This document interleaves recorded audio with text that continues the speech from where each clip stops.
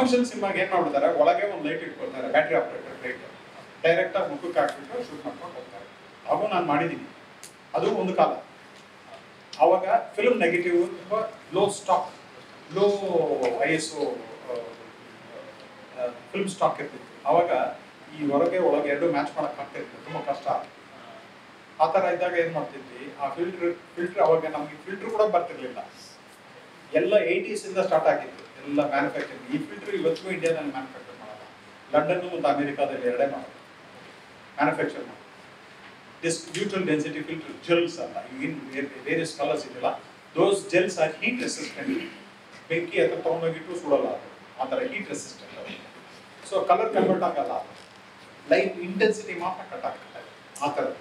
So ಎರಡು ರೀತಿ ನಿಮಗೆ ರಿಯಲಿಸ್ಟಿಕ್ ಸಿನಿಮಾ ವರ್ಕ್ ಮಾಡಿದಾಗ ನಾನು ಮೊದಲನೇ ಹೇಳಿದ್ದ ಫಾರ್ಮೆಟ್, ಕಮರ್ಷಿಯಲ್ ಸಿನಿಮಾ ಮಾಡಿದಾಗ ತಗೊಂಬರೋ ಒಂದು ಲೈಟ್ ಅವ್ರ ಮುಖ ಕೊಡಿಯೋ ಅಂತ ಹೇಳಿ ಎರಡೇ ಮಾಡೋದು.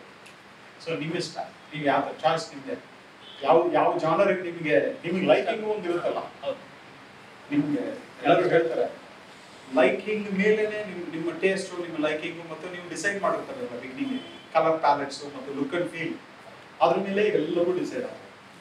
ಆಮೇಲೆ ಇನ್ನೊಂದು ಕ್ಯಾಮ್ರಾ ಮೂಮೆಂಟಲ್ಲಿ ಕ್ಯಾಮ್ರಾನು ಆಡಬಾರ್ದಲ್ಲ, ಅದಕ್ಕೇನು ಮಾಡ್ತೀವಿ, ರಿಗ್ಸ್, ಕ್ಯಾಮ್ರಾ ಲೆಫ್ಟ್ ರೈಟ್ ಎಲ್ಲ ಲಾಕ್ ಮಾಡಿ ರಿಗ್ಸ್ ಇರುತ್ತೆ. ನಿಮ್ಮ ಜೊತೆ ಕ್ಯಾಮ್ರಾನು ಲಾಕ್ ಆಗಿರುತ್ತೆ, ಸ್ಟಡಿ ಇರುತ್ತೆ. ಕ್ಯಾಮ್ರಾ ಮೂಮೆಂಟು ನಿಮ್ಮ ಮೂಮೆಂಟ್ ಎರಡು ಒಂದೇ ಆದಾಗ ನೀವು ಮೂಮೆಂಟಲ್ಲಿ ಇದ್ದೀರಿ ಅಂತ ಅನ್ಸೋದಿಲ್ಲ. So that's how you lock it. ಆಮೇಲೆ ಸ್ಟೆಬಿಲೈಸೇಷನ್ ಎಲ್ಲ ಸಾಕಷ್ಟು ಮಾಡರ್ನೈಸ್ ಇಕ್ವಿಪ್ಮೆಂಟ್ ಬಂದಿದೆ.